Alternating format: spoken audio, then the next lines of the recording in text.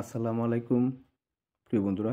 আজকে আবার একটি নতুন মডেল নিয়ে আসলাম। এটার মডেল হচ্ছে স্যামসাং A04E, হ্যাঁ? তো এই মোবাইলটা মূলত সমস্যা হচ্ছে, দেখেন আমরা পাওয়ার সাপ্লাই গ্রাউন্ড করলাম আর আমরা পাওয়ার সাপ্লাই প্রদীপ লাইনটা ব্যাটারির প্রদীপ লাইনে ধরলাম, দেখেন অটোমেটিকলি 4, হ্যাঁ? মানে তার মানে কি অটো রিডিং শট এটা, হ্যাঁ? তো একটা অটো রিডিং শটের ভিডিও আমার অনেকগুলো আছে। তারপরে আবারও এই ভিডিওটা দিচ্ছি এই কারণে যে আপনাদের যাদের ধারণা একটু কম এই বিষয়ে তারা যেন ক্লিয়ারলি বুঝতে পারেন। তো দেখেন আমরা প্রথম মোবাইলটা, এটা পুরোটা ভিডিও তো আসলে করতে গেলে অনেক সময় লাগে। তো এইজন্য আমরা একটু আমাদের সুবিধা মতো করতেছি। তো আপনারা দেখেন, ভিডিও দেখলে অবশ্যই আপনি উপকৃত হবেন এবং বুঝতে পারবেন যে জিনিসটা কীভাবে করলাম আর কাজটা কীভাবে করতে হয়, হ্যাঁ? তো দেখেন আমরা প্রথমে নেটওয়ার্ক স্টিলটা কাটতেছি, হ্যাঁ? পাওয়ার স্টিল এর আগে রিমুভ করে রাখছিলাম আমি। রিমুভ করে দেখছিলাম যে দেখলাম যে একটা ভিডিও হবে এটাতে, হ্যাঁ? তো এইজন্য ডিসিশন নিলাম যে একটা ভিডিও বানাবো, হ্যাঁ? তো দেখেন আপনি স্টিলগুলো কাটার সময় একটু খেয়াল করে কাটতে হবে। সবসময় মনে রাখবেন যে স্টিলগুলো কাটার সময় খুব রিল্যাক্স, হ্যাঁ? একদম রিল্যাক্সে কাজ করতে হবে, হ্যাভি রিল্যাক্স যেটা বলে। যাই হোক, এখন বিষয় হচ্ছে আমরা স্টিলগুলা সুন্দরভাবে কাটবো, হ্যাঁ? তো স্টিল কাটার সময় খুব বেশি আপনার প্রেশার দেওয়া যাবে না, কেননা আপনার স্টিলগুলো কিন্তু, এই মোবাইলগুলো কিন্তু এমনি মাদারবোর্ডগুলো অনেক দুর্বল, হ্যাঁ? এই জন্য আপনাকে একটু সিনসিয়ারলি কাজটা করতে হবে। দেখেন আমরা স্টিলটা রিমুভ করে নিলাম। এখন দেখবো আমরা যে আমাদের সমস্যাটা কোথায়, দেখেন। তো আমরা স্টিল কাটার পরে নেটওয়ার্ক সেকশন চেক দিলেও পারি, পাওয়ার সেকশন চেক দিলেও পারি। এটা আমাদের নেটওয়ার্ক সেকশন, এটা আমাদের নেটওয়ার্ক সেকশন, আর ওই সাইডটা আমাদের পাওয়ার সেকশন, এই যে এটা পাওয়ার সেকশন, হ্যাঁ? তো আমরা দেখেন পাওয়ার সেকশন নিয়ে আসলাম। তো আমরা এখানে দেখবো যে আমাদের পাওয়ারের আশেপাশে কোথাও কোনো শর্ট আছে কিনা, দেখেন। তো আমি জানি যে এই ক্যাপাসিটরগুলো শর্ট থাকে।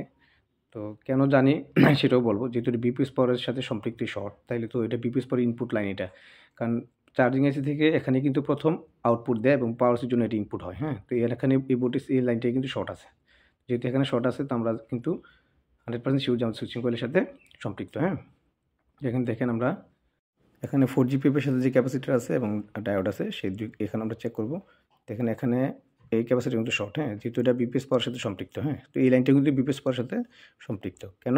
এটা 4 জিপিএফ বিপিএস পাওয়ার থেকে একটা ভোল্টেজ নিয়ে থাকে এখানে, হ্যাঁ? আমরা অবশ্য যারা জানি তারা তো অবশ্যই ব্যাপারটা আইডিয়া আছে, আর যারা জানি না তাদের জন্য বলতেছি। তো এখন আমরা দেখেন, যেহেতু আমরা 2 জিপিএফ সাথে শর্ট পাইলাম, যেহেতু আমরা এবং আমরা 4 জিপিএফ সাথে যখন শর্ট পাইলাম, এখন আমরা পাওয়ারের সাথে শর্ট পাইছি। তো দেখবো আমরা আশেপাশে আর কোথাও কোনো শর্ট আমাদের আছে কিনা। তো আর কোথাও কি আমাদের গ্রাফিক্স, লাইটিং, এরপর আমার চার্জিং সেকশন, এগুলো সবগুলো চেক করতে হবে। তো এখানে আমাদের চার্জিং আইসি প্লাস গ্রাফিক্স, লাইট এবং সিপিএমসি এখানে, হ্যাঁ? তো এই স্টিল দেখেন আমরা রিমুভ করলাম। আস্তে, আস্তে করতে হবে জিনিসগুলো, খুব কেয়ারফুল। আমরা কিন্তু করতে অভ্যস্ত হয়ে গেছি বিধায় আমরা করতে পারি, হ্যাঁ? আপনারা একটু সতর্কভাবে কাজটা করবেন। তো দেখেন এটা আমাদের চার্জিং সেকশন, হ্যাঁ? এটা এখানে এই যে এটা আমাদের, হ্যাঁ, এটা সিপিএমসি এখানে, আর এটা আমাদের চার্জিং আইসি যা, আর ওই স্টিলের নিচে, ওইদিকে স্টিল, এইদিকে স্টিল নিচে, ওই স্টিল দেখা যাচ্ছে এখানে, যেটা নিচে হলো আমাদের লাইট এবং গ্রাফিক্স, হ্যাঁ? তো এখানে দেখেন, এখানে আমাদের চার্জিং এসি এটা।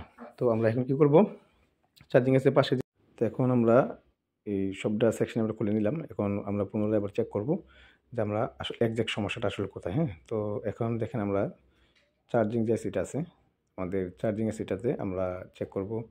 এটা তো অবশ্যই আমাদের পাওয়ার সেকশন। তারপর আপনাদেরকে পাওয়ার সেকশন আবার একটু সমস্যা, আবার একটু দেখি, আপনারা একটু ক্যান্ডলি দেখেন যে শর্টটা কি, মূলত শর্ট হচ্ছে এই ক্যাপাসিটরগুলো গ্রাউন্ড হয়ে গেছে, তো শর্ট, এটাই কিন্তু শর্ট মূলত, হ্যাঁ?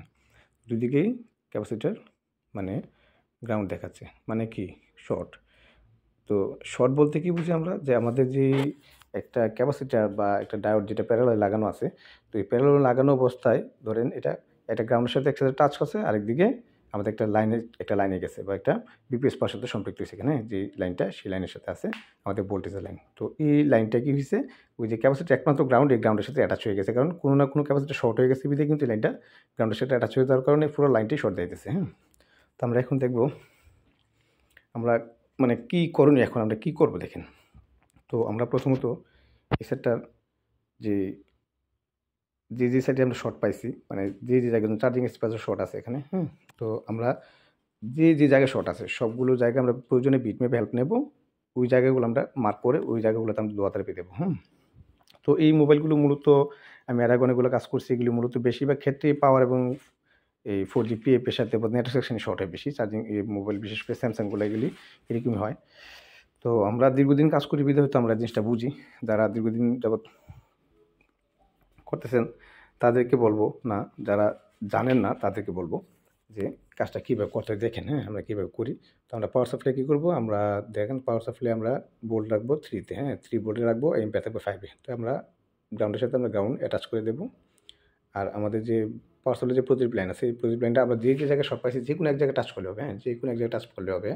তো দেখেন আমরা এই পাওয়ার চার্জিং আইসির সাথে যে সুইচিং কয়েল থাকে, যেটা এই সুইচিং কয়েল আমরা ভোল্টেজটা ইনজেক্ট করবো, মানে আমরা 3 ভোল্ট দেবো, হ্যাঁ, 3 ভোল্ট দিলেই কিন্তু আমাদের এই লাইনটা শর্টটা আমরা খুঁজে পেয়ে যাবো ইনশাআল্লাহ। যদি না হয় তখন আমরা ভোল্টেজ একটু বাড়াবো, হ্যাঁ। তো দেখেন আমরা এই সুইচিং কয়েলে এক প্রান্তে আমরা ধরলাম, যেহেতু এটা বিপিএস পাওয়ার সাথে সম্পৃক্ত, এটা কিন্তু এক প্রান্ত চার্জিং দুনো প্রান্তে চার্জিং এসির ভিতরে আছে, ইনপুট আছে, হ্যাঁ, দুনো প্রান্তই চার্জিং এর সাথে কানেক্ট আছে। তো যে কোনো এক প্রান্তে ধরলেই হবে, হ্যাঁ। তো দেখেন আমরা কোথাও গরম হচ্ছে, আমরা প্রথমে একটু হাত দিয়ে দিই, এখানে আমরা, হ্যাঁ, হাত দিয়ে দেখলাম যে এখানে মূলত শর্টটা এই দিকে দেখাচ্ছে। তো আমরা দেখবো একটু, প্রথমে একটা আইডিয়া করে নিলাম, তারপর আমরা এক্সাক্ট খুঁজে বের করবো। যেহেতু আমরা হাত দিয়ে যদি মানে একটা অনুভব করার চেষ্টা করি, তখন কিন্তু অনুভব করতে পারি যে কোন সাইডটা গরম হইতেছে, হ্যাঁ। তারপর আমরা দরকারে দেবো, পুরো মূল্যে দেওয়ার দরকার নেই, হ্যাঁ।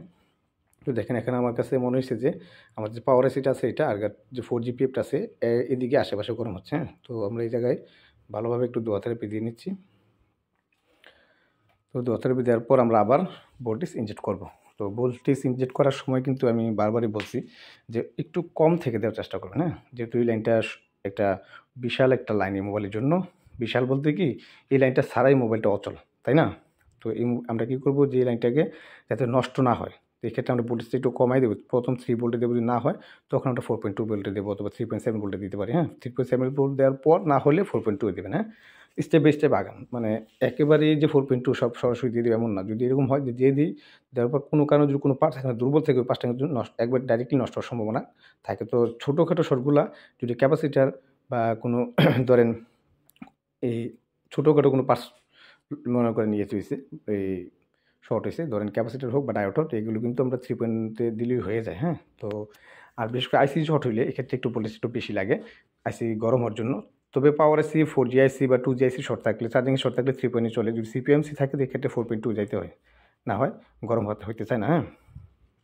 তো দেখেন তো এখানে কিন্তু এটা যদি বিপিএস পাওয়ার সাথে শর্ট, এখানে কিন্তু সিপিএম দেওয়ার সম্ভাবনা নাই। যদি বাকলাইন শর্ট থাকতো তাহলে কিন্তু সিপিএমসি যাইতো, কিন্তু বাকলাইন শর্ট না, এটা কিন্তু বিপিএস পাওয়ার শর্ট, হ্যাঁ। তো আমি আলোচনার প্রসঙ্গে বললাম আর কি। তো দেখেন এখানে আমরা আবার ভোল্টেজ ইনজেক্ট করলাম, করার পর দেখি আমরা কোথায় গরম হচ্ছে। কারণ এখানে এটা কিন্তু বিপিএস পাওয়ার লাইন। এখানে কিন্তু আরেকটা বিষয় আপনাদেরকে জানা থাকতে হবে, বিপিএস পাওয়ার লাইন কিন্তু এই ভোল্টেজটা কিন্তু কখনোই আপনি সিপিএম এমসিতে যাবে না, এটা 100% শিওর থাকেন। কারণ সিপিএম এমসিকে ভোল্টেজ দেবে একমাত্র পাওয়ার আইসি, ঠিক আছে। তো এখানে দেখেন আমরা আবারও ট্রাই করতেছি, মানে গরম হওয়ার জন্য বারবার, মানে 2-3 দফায় আপনাদেরকে দেখানোর জন্য, কনফার্ম হওয়ার জন্য, রিকনফার্ম হওয়ার জন্য আবারও ট্রাই করতেছি। দেখেন আমরা এই যে 4GPF এর সাথে একটা ক্যাপাসিটার শর্ট দিতেছি, এটাই মূলত এক্স্যাক্টলি এই ক্যাপাসিটার শর্ট, হ্যাঁ। তো আমরা কিন্তু দেখেন যদি এখানে শর্ট, তাহলে আমরা পুরো মোবাইলে কেন ধোয়া থেরাপি দেবো? আমরা প্রথম হাত দিয়ে একটু মানে সেন্স করে নেবো যে কোন দিকে হচ্ছে, হ্যাঁ। তো আমরা ক্যাপাসিটারকে, যে ক্যাপাসিটার শর্ট হয়েছে সেটা আমরা রিমুভ করবো। একটু লাইনে থাকেন, আমাদের তো অবশ্য কাজ করতে গেলে অনেক বিষয়, অনেক যন্ত্রপাতির প্রয়োজন হয়। তো এক্ষেত্রে আমাদেরকে এগুলো কানেক্ট করতে একটু সময় লাগে, এক্ষেত্রে একটু লাইনে থাকবেন, ভিডিওটা কন্টিনিউ করেন। অবশ্যই আপনার কাজটা পুরোপুরি দেখলে আমার দৃঢ় বিশ্বাস আপনার কাজটা করতে পারবেন। এই কাজগুলো আপনি নেক্সট টাইম আপনার কাছে যদি আসে, যদি আপনি এই পথের প্রতিক্ষণ, যারা আমার অডিয়েন্স আছে তাদেরকে বলছি, এখানে কিন্তু সকল আমজনতায় যে এরকম মানে ভিডিওগুলো পাইলে যে কাজ করতে পারে এমনটা না। যারা এই লাইনে কাজ করেন তাদের জন্য কিন্তু ভিডিওগুলো বানানো হয়। তো দেখেন আমরা 4GPF এর সাথে যে ক্যাপাসিটি শর্ট হয়েছে সেটাকে আবারও একটু দোয়া থেরাপি দিচ্ছি। তো এখন আরেকটা বিষয় আলোচনা থাকে, আলোচনা হচ্ছে ভাই কোন লাইন শর্ট হলে কত ভোল্টেজ দিতে হয়, এই জিনিসগুলো যদি একটু আলোচনা করতেন। আমাকে একজন কমেন্ট করছিল, তো এই কমেন্টের উত্তরে আমি এটা বলতে চাই যে আমরা প্রয়োজনে আমরা ডায়াগ্রামে হেল্প নেব। হেল্প নেওয়ার পর আমরা চেক করে দেখব যে লাইনটা কত ভোল্টের লাইন মূলত, হ্যাঁ। তো দেখুন যদি বাকলাইন শর্ট হয়, বাকলাইন কিন্তু এক ভোল্টেজ লাইন থাকে, হ্যাঁ। তো কোনটা থাকে মানে 750, 700 এরকম থাকে, কোনো কয়েল লাইন থাকে বা লাইন থাকে বাক্স লাইনের। দেখুন আবার একটু শর্টটা একটু চেক করলাম, দেখুন এই ক্যাপাসিটি কিন্তু শর্ট দেখতে পারবেন, হ্যাঁ। তারপর কোনটা থেকে 2.1, কোনটাতে 1.8, এই বিষয়গুলো নিয়ে ডিটেলস আলোচনায় আসবে, কখন কোন লাইন শর্ট হলে কীভাবে কাজ করবেন। তো আজকে যেহেতু এটা বিপিএস পাওয়ার সম্পৃক্ত, এটাই আমরা খুলে দেখালাম। তো দেখেন আমরা ক্যাপাসিটার রিমুভ করে দিলাম। এখন আমরা দেখবো মিটার দিচ্ছে আমরা যখনই কোনো শর্ট পাইছি, যে ক্যাপাসিটার যেখানে মান শর্ট দেখাইছে, আমরা ভোল্টেজ মারার পর গরম হয়েছে, এই পার্টসটা রিমুভ করার পর সাথে সাথে এখানে আমরা ভোল্টেজ চেক করবো, যে আমাদের মান চেক করবো, আমাদের মানটা চেক করবো, যে আমাদের মান আসছে কিনা, যে আমাদের রেগুলার যে মানটা থাকার কথা আমাদের ক্যাপাসিটার এক প্রান্ত কেমন থাকবে দেখেন 339, তার মানে 250 থেকে 600-র মধ্যে মান আসলেই আমাদের 100% শিওর ধরে নিতে পারি যে আমাদের লাইনটা অ্যাক্টিভ হয়ে গেছে, মানে আমার লাইনটা ওকে হয়ে গেছে। তো এখন আমরা কিন্তু সেটা যদি চেক করি, ইনশাআল্লাহ সেটা ওপেন হবে। আর যদি না হয় তাহলে এক্ষেত্রে আপনারা প্রয়োজনীয় ক্যাপাসিটার লাগিয়ে দেবেন, হ্যাঁ। আর না হয় অন্য কোনো সমস্যা থাকলে অন্যভাবে স্টেপ বাই স্টেপ আপনারা চেষ্টা করে দেখবেন। তো আমি আজকে এই পর্যন্তই, পরবর্তীতে আবারও নেক্সট ভিডিও নিয়ে আসবো, আবার দেখাবো। আর এখানে আমরা দেখবো ক্যাপাসিটরের পাশে যে আমরা যেখানে শর্ট পাইছিলাম এগুলোতে কোনো মান আছে কিনা আমরা এগুলো দেখাই দিতেছি আপনাদেরকে। আমরা এখন মানে সরাসরি মাপ দিয়ে আমরা সরাসরি মিটারে চলে যাই, দেখি আমরা অটো রিডিং যে শটটা ছিল সেটা গেছে কিনা। হ্যাঁ, এটা যদি চলে যায় তাহলে মানে আমরা সেটটা 100% শিওর যে আমরা মোবাইলটা অ্যাক্টিভ হবে ইনশাল্লাহ। হ্যাঁ, তো আমরা এখন পাওয়ার সাপ্লাই চেক করি, প্রথমত পাওয়ার সাপ্লাই চেক করি, তারপর আবার মিটার দিয়ে দেখাবো, প্রয়োজন হলে আপনাদেরকে সেট চালু করে দেখাবো। তো আমরা এখন পাওয়ার সাপ্লাই চেক করলে কিন্তু আমরা বুঝতে পারবো। ওকে, যদি পাওয়ার সাপ্লাই রুটিং শর্ট চলে যায় তাহলে মানে আমাদের সেটটা ইনশাল্লাহ ওকে হয়ে যাবে। হ্যাঁ, দেখেন একটু লাইনে থাকেন, আমার পাওয়ার সাপ্লাইটা আবারকে 4.2 ভোল্টে নিতে হবে, যেহেতু আমরা একটা মোবাইল চেক করার সব সময় 4.2 ভোল্টে থাকে, এমপিআর 5 থাকবে। হ্যাঁ, তো এখন আমরা পাওয়ার সাপ্লাই আবার পাওয়ার সাপ্লাই নেগেটিভ লাগালাম, আর পজিটিভে আমরা পাওয়ার সাপ্লাই যে পজিটিভ লাইন আছে সেটা আমাদের ব্যাটারি টার্মিনাল পজিটিভের সাথে ধরবো। দেখেন এখানে কোনো শর্ট নাই, ইনশাল্লাহ আমাদের সেটটা সময় স্বল্পতার জন্য আমরা সেটটা কমপ্লিটলি ফিটিং করে আপনার দেখালাম যে সেটা আমরা অ্যাক্টিভ হয়ে গেছে ইনশাল্লাহ। তো আমাদের প্রত্যেকটি ভিডিও দেখবেন, আমাদের পাশে থাকবেন। এই যে দেখেন স্যামসাং A04e অ্যাক্টিভেশন। হ্যাঁ, তো আসসালামু আলাইকুম, ভালো থাকবেন।